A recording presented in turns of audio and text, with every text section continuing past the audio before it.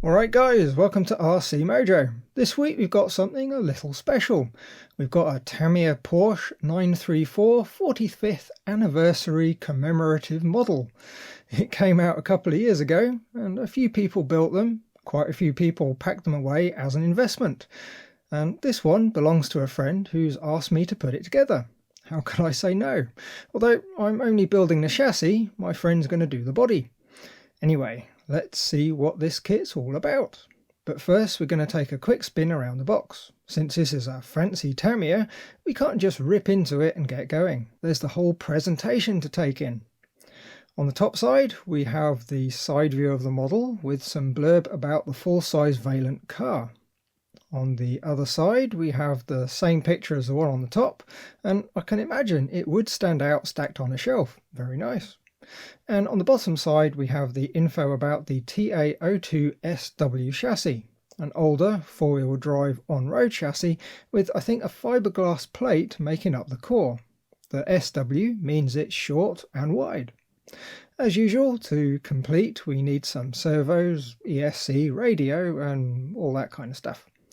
On the bottom, stuck to the cellophane, is a German sticker suggesting the Carson starter pack. Probably a good pack, but usually you'll find most model shops will be able to do a little better. Although I do like the drop-down steering wheel. You don't see that on many budget radios. First job then is to peel off the cellophane. A fairly good indication this one's all original, especially with the Carson radio sticker on the bottom. It's about as fresh as it's possible to get.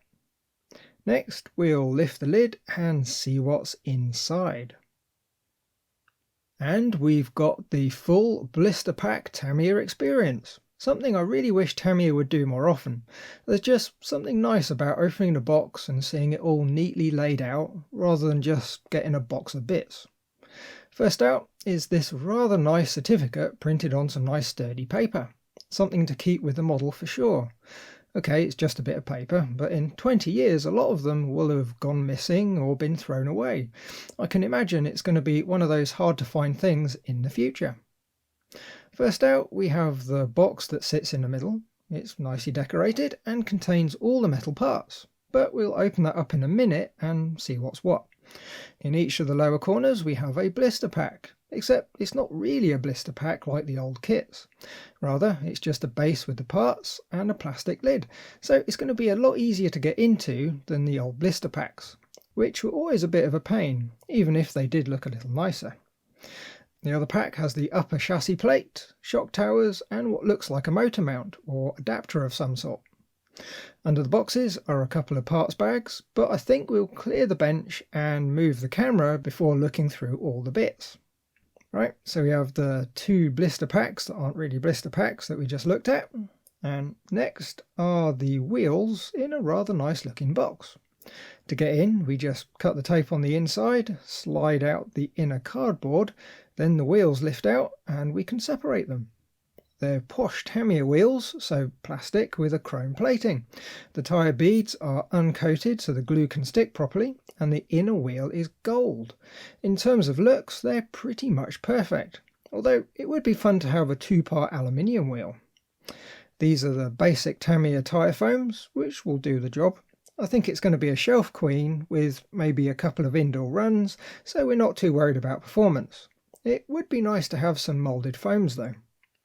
The first parts tree out is D parts, and we've got some suspension arms, body mounts and rod ends.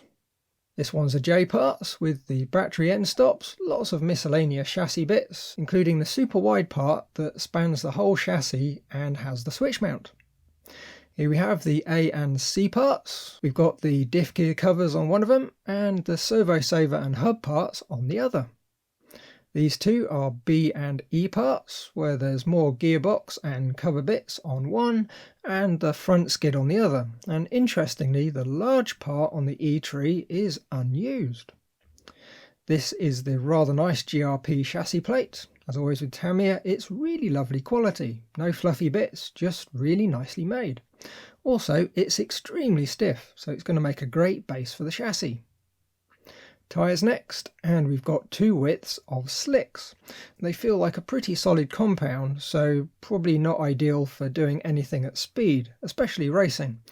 But for an occasional running shelf queen, they're going to be ideal. They'll put up with being sat on a shelf without too much complaining.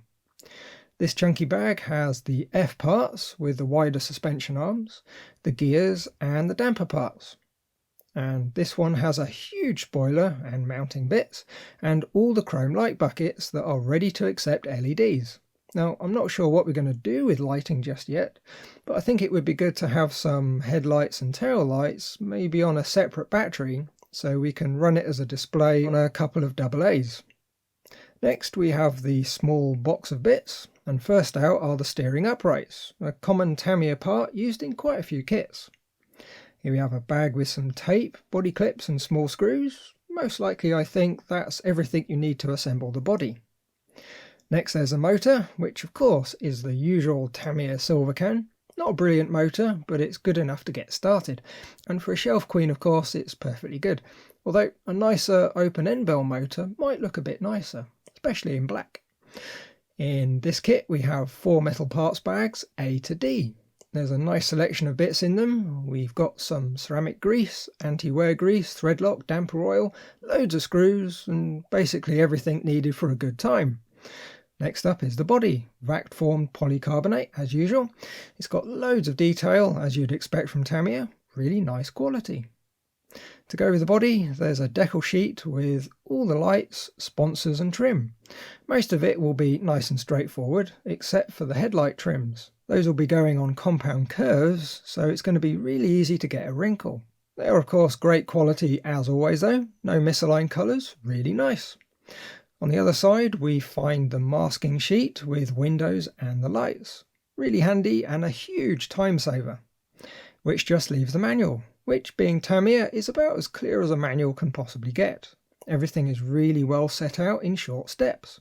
Having said that, this one does start by putting together the rear ball differential, which wouldn't be ideal for a first time build. There's a lot of small parts to deal with. But there it is, that's the 45th anniversary Porsche in all its glory. It should be a really nice kit to put together, with quite a few interesting parts to deal with. Now I'm not sure exactly what order the videos are going to come out in. The general plan is to go back and forth between the Porsche and the Scania 770, but we'll have to wait and see what time permits and how things come together. So until next week, thanks for watching, like if you like, subscribe if you haven't, and leave a message if there's something on your mind. Bye guys!